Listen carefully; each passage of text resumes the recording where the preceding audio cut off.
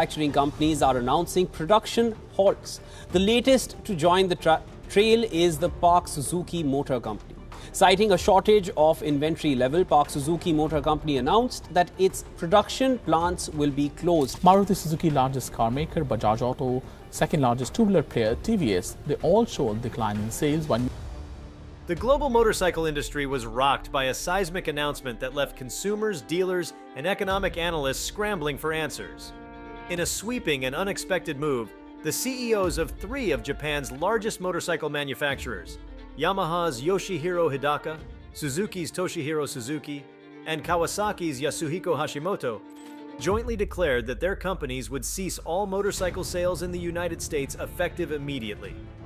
This unprecedented decision followed a bold policy change from newly inaugurated U.S. President Donald Trump, who, in a dramatic return to office, unveiled an aggressive new wave of tariffs targeting key U.S. trade partners.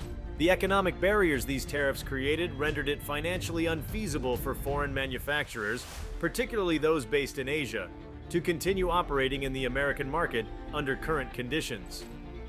Before we start, smash the like and subscribe buttons for more updates. For decades, Yamaha, Suzuki, and Kawasaki had been household names in the U.S. motorcycle landscape. Their presence was not just an economic force, but a cultural one, shaping biking communities, motorsport events, and the very image of modern motorcycling. Their exit marks more than a business decision. It represents a profound shift in how international commerce interacts with national policy, and how politics can influence the everyday choices of consumers across a nation. The moment the announcement was made, motorcycle enthusiasts and industry insiders realized that the game had changed in a way few had anticipated.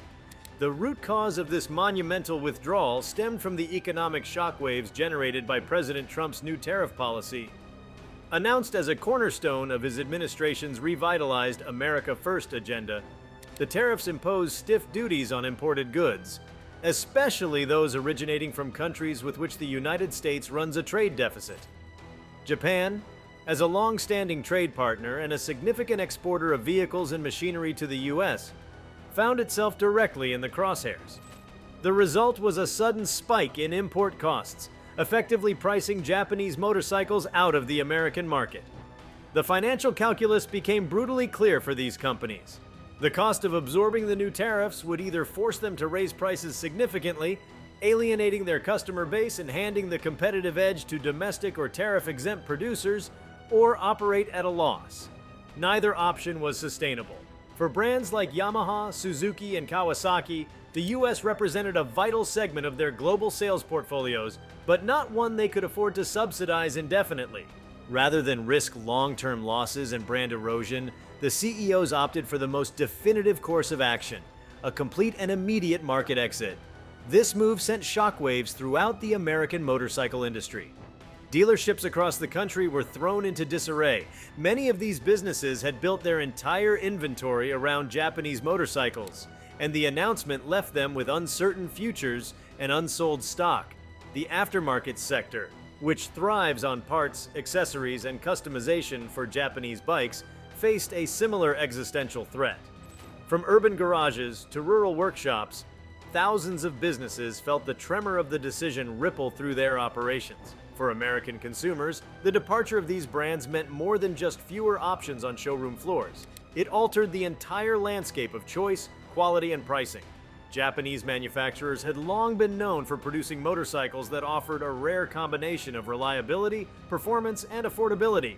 Their lineup ranged from beginner-friendly commuter bikes to high-performance sport machines that dominated racetracks and weekend roads alike. Riders who had come to rely on the consistency of these brands were suddenly left with an uncertain future. Resale values, warranty coverage, and service availability all became immediate concerns. The implications extended far beyond retail. At the competitive and professional levels of motorsports, Yamaha, Suzuki, and Kawasaki had deep roots in American racing circuits. Their exit jeopardized sponsorships, event participation, and the very careers of riders who had trained and competed under their banners. Racing teams built around the engineering philosophies and mechanical support of these companies were left stranded, unsure whether they could continue in the same form without their Japanese partners. Economic consequences also loomed large on a broader scale. The United States had long enjoyed a thriving motorcycle import sector that was deeply entwined with Japanese production. The sudden vacuum left by these three giants put strain on port operations, transportation logistics, and associated services. Where once there had been a steady flow of container ships offloading motorcycles at West Coast ports, there was now silence and inactivity. This slowdown had a cascading effect. Dock workers, transport companies, and warehouse operators began to feel the sting of a disrupted supply chain. The geopolitical undertones of the moment were hard to ignore. By imposing such stringent tariffs, the U.S. signaled a strong intent to reshape its trade relationships through protectionist means. This shift upended long-standing agreements and expectations that had governed the global economy for decades. Japan, while publicly restrained in its response, faced tough internal decisions. The loss of access to the U.S. market dealt a symbolic and financial blow to its industrial prestige. Within Japan's corporate boardrooms and government ministries, the decision reverberated as both a challenge and a call to reassess future strategy. Meanwhile, other global manufacturers watched with bated breath. European and South Korean motorcycle makers, though not immediately affected, began reevaluating their positions. Would they too become casualties of the new American trade doctrine? Or could they potentially move in to fill the void left by their Japanese counterparts? The market uncertainty created a volatile environment, one where long-term planning became fraught with risk and speculation. In the US, policymakers and industry advocates began engaging in heated debates over the wisdom and impact of the tariffs. Supporters of the move hailed it as a courageous stand for domestic manufacturing and economic sovereignty. They argued that the exit of foreign competitors would open doors for American companies to reclaim their position in the industry. Critics, however, pointed to the sudden void in the marketplace and the potential collapse of hundreds of small businesses as evidence of a policy implemented without sufficient foresight. American motorcycle manufacturers such as Harley-Davidson found themselves in a complicated position. On one hand, the departure of three major competitors presented an opportunity to capture market share. On the other, the broader economic consequences of the tariffs, along with fears of retaliatory measures from trade partners, cast a shadow of uncertainty over the long-term viability of any gains. Furthermore, even Harley-Davidson had been relying on international markets and global supply chains for parts and revenue. The new policy threatened to turn a temporary windfall into a logistical nightmare. Across social media and online forums, motorcycle communities erupted with reactions. Riders voiced outrage, confusion, and sadness. Many had deep emotional connections to the brands now exiting the country. Generations of American bikers had grown up riding Yamaha dirt bikes, Suzuki sport bikes, and Kawasaki cruisers. These weren't just machines. They were milestones of adolescence, symbols of freedom, and tools of expression. The departure felt deeply personal to many. For motorcycle enthusiasts, it was a moment of reckoning. Collectors began scrambling to secure parts and accessories, predicting that their beloved bikes would soon become difficult to maintain. Others began contemplating a shift to different brands or even entirely different hobbies, unwilling to embrace alternatives that lacked the heritage and design ethos of the Japanese makers. Custom bike builders, whose creative expressions were often rooted in the platforms provided by these companies, faced a grim choice: adapt or disappear. Education and training centers that focused on motorcycle mechanics and repair also braced for impact. Technical schools with curriculums built around Japanese motorcycles were suddenly rendered partially obsolete.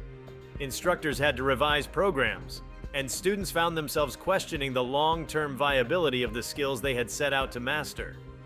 The labor pipeline, once a steady stream of talent into dealership service departments and repair shops, now faced disruption. In a broader cultural context, the departure signaled a contraction of globalism in an industry that had flourished precisely because of its international reach. The integration of design, manufacturing, and distribution across borders had allowed for rapid innovation and widespread accessibility. Cutting off access to one of the largest and most dynamic markets in the world could stifle that innovation and push companies toward regional silos, where collaboration gave way to isolation and repetition. the ramifications of the decision were still unfurling. But one truth had become clear. The motorcycle landscape in the United States would never be the same again. For Yamaha, Suzuki, and Kawasaki, the decision to withdraw was not made lightly. It represented the end of a historic chapter defined by engineering excellence, consumer loyalty, and cultural resonance. For the United States, it was a reminder of how quickly policy could reshape industries and redefine what choices consumers have at their disposal. Looking back at the decades of Japanese motorcycle dominance in America, it's impossible not to see the depth of their impact. These brands didn't just sell motorcycles, they built ecosystems. They influenced design language, pushed technological boundaries, and set benchmarks that others aspired to meet. Their exit left behind a legacy that would take years, if not decades, to reconcile. As dealers cleared their showrooms and enthusiasts swapped stories of their favorite rides, a sense of mourning permeated the motorcycling world. The sudden absence of these trusted brands forced everyone to confront uncomfortable questions about economic nationalism, international cooperation, and the role of policy in personal freedom. While the wheels of government policy continued to turn, the roads of America, long shared by Yamahas, Suzukis, and Kawasaki's, suddenly felt a little emptier. The announcement may have come with little warning, but its consequences were immediate, profound, and deeply felt across all corners of the motorcycling experience in the United States. It wasn't just a market adjustment. It was a rupture in a decades-old relationship between rider and machine, between nations and industries that had shaped generations. And as the dust settled, one truth lingered like exhaust in the air. The ride, as Americans had known it, was over. As the United States braced for the consequences of the abrupt departure of Yamaha, Suzuki, and Kawasaki, the broader reverberations of their exit extended far beyond motorcycles. This wasn't merely a market correction or the result of a trade disagreement. It was a vivid demonstration of how global industries can unravel with stunning speed when the scaffolding of international cooperation is removed. The scale and speed of the withdrawal highlighted the complex dependencies that had accumulated over decades of open trade, with Japanese motorcycle manufacturers representing a small but crucial part of a deeply integrated economic ecosystem. The exit laid bare the vulnerability of an American marketplace heavily reliant on foreign innovation in key sectors. Japanese motorcycles had long served as the benchmark for engineering efficiency, technological advancement, and rider-centric design. Their consistent innovation kept pressure on competitors and continuously raised consumer expectations. With these companies gone, a vacuum opened, not just of product, but of competitive pressure. Domestic manufacturers now faced the challenge of either rising to meet these expectations or allowing product quality and diversity to decline under reduced market competition. More fundamentally, the retreat of these manufacturers disrupted the supply chains that had formed around them like intricate webs. Japanese motorcycles were never just shipped as fully formed products. They relied on vast networks of parts suppliers, logistics partners, and warehousing operations that stretched from Osaka to Oakland, from Nagoya to Nashville. These networks involved thousands of workers globally, and many American companies were part of this supply web. The moment the last shipment ceased, countless supply contracts were terminated, and warehouses faced the dual burden of obsolete inventory and canceled forecasts. Suppliers of performance exhausts, tire manufacturers, helmet designers, and software developers who tailored ride monitoring apps to specific Japanese models all experienced an instant hit. From an economic standpoint, the sudden withdrawal injected volatility into financial markets tracking vehicle imports and exports. Investor confidence in related sectors wavered. Publicly listed dealerships saw their share prices dip, particularly those that had heavy exposure to Japanese brands. Creditors who had extended loans based on expected inventory turnover now faced the possibility of defaults.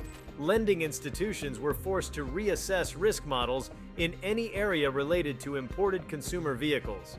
For the first time in years, the motorcycle sector in the United States moved from being a stable, mature market to a high-risk environment.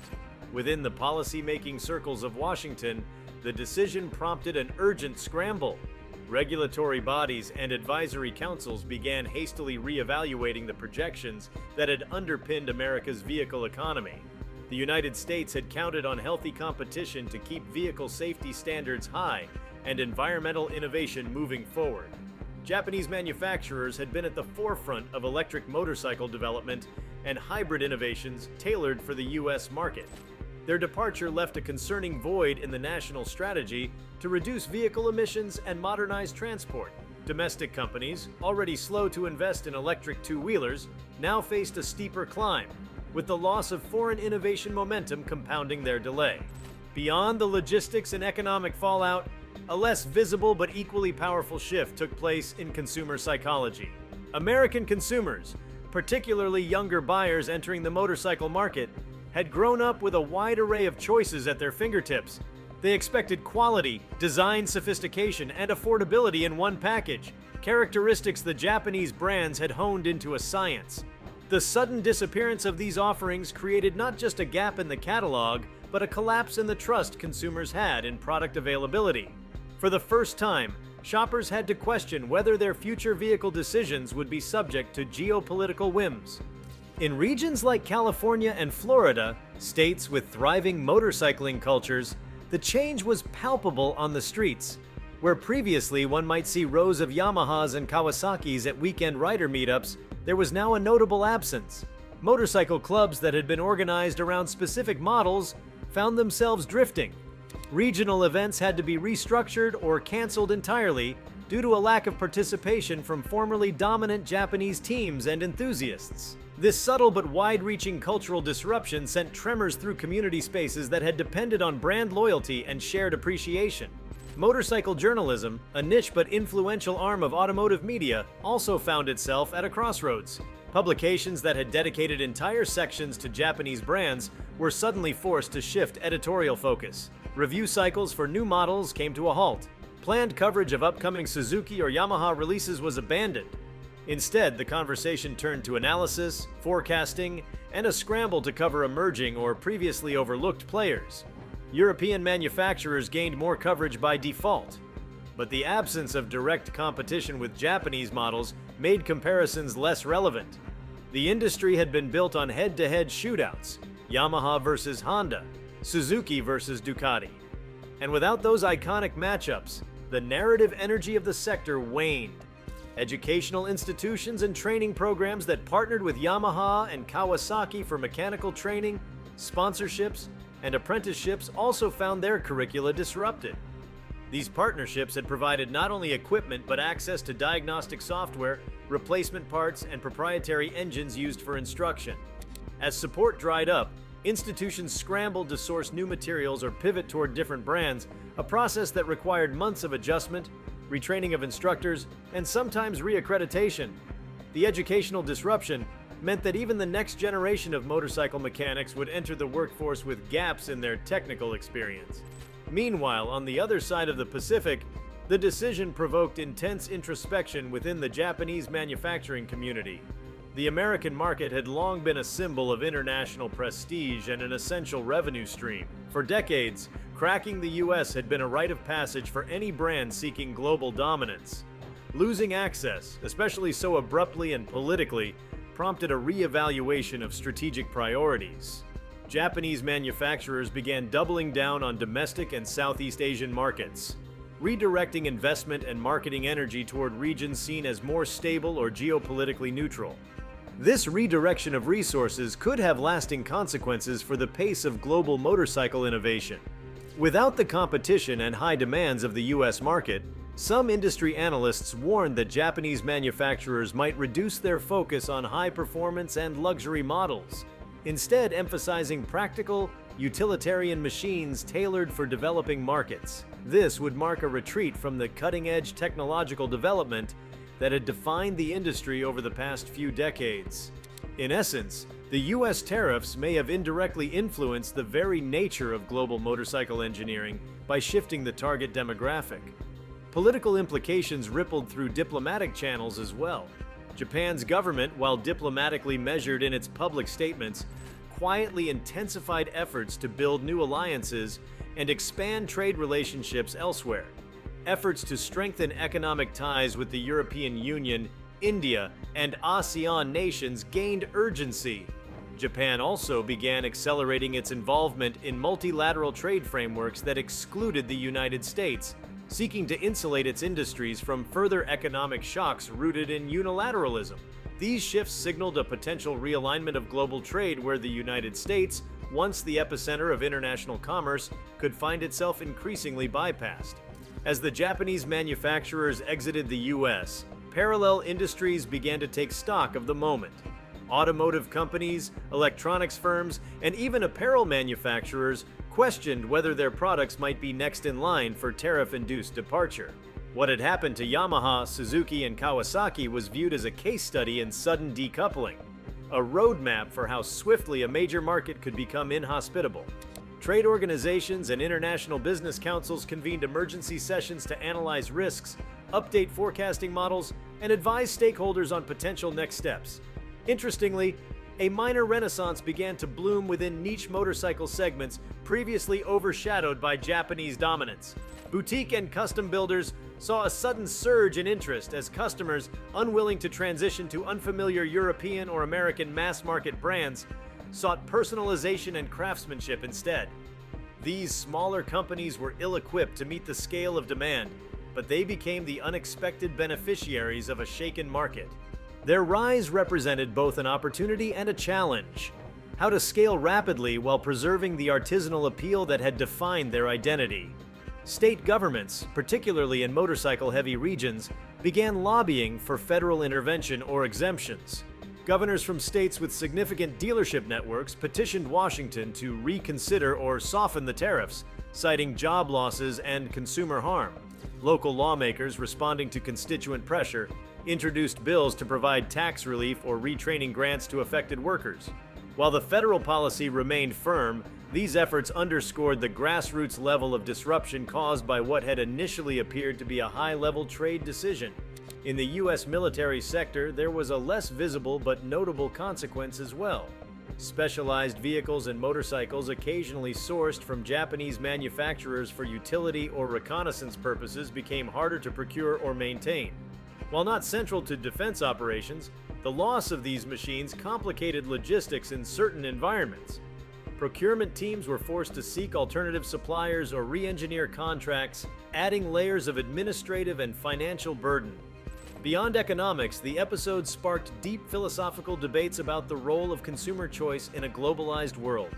Citizens who had previously enjoyed the benefits of global trade without ever fully engaging with its mechanics now found themselves directly affected. A new awareness emerged of tariffs, trade deficits, and international policy.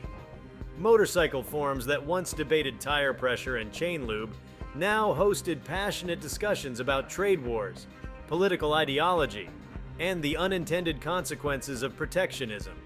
These spaces became microcosms of a larger national conversation about sovereignty, interdependence, and economic resilience.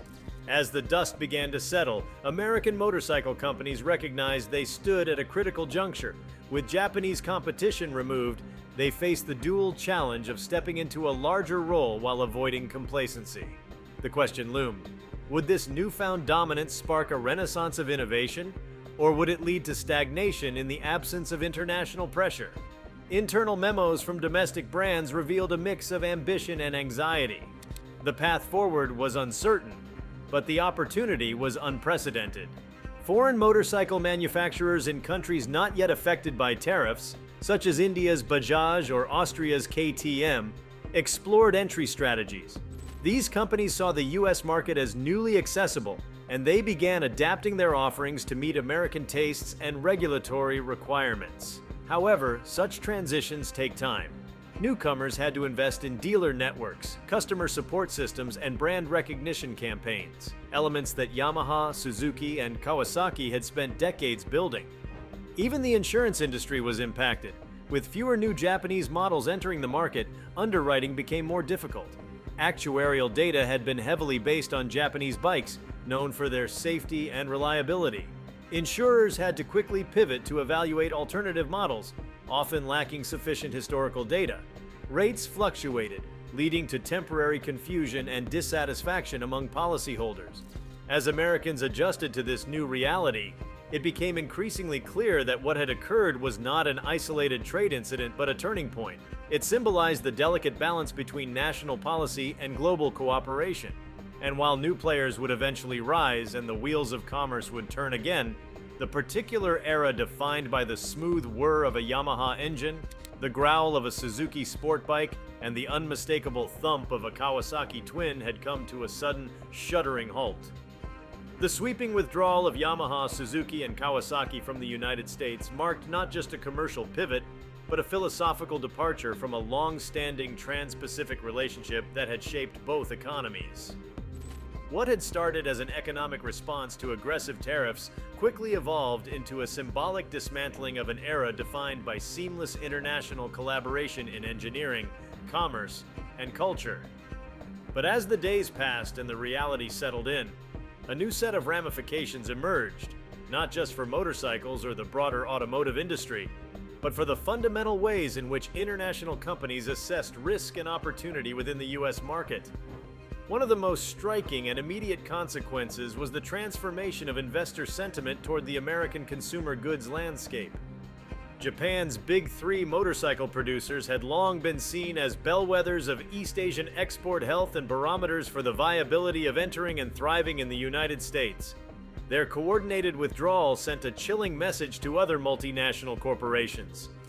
Boardrooms from Seoul to Munich to Taipei began re-evaluating whether the US remained a predictable or even desirable destination for foreign expansion.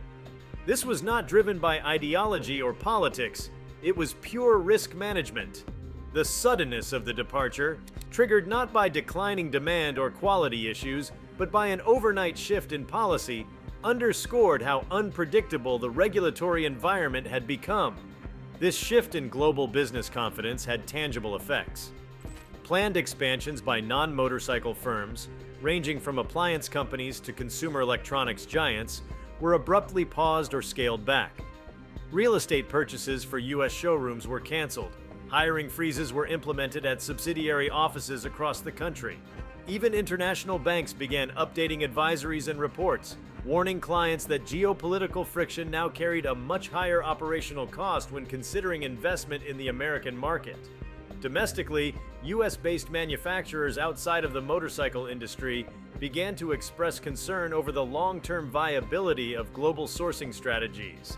Many of them relied on Japanese components, assembly partnerships, or proprietary technology.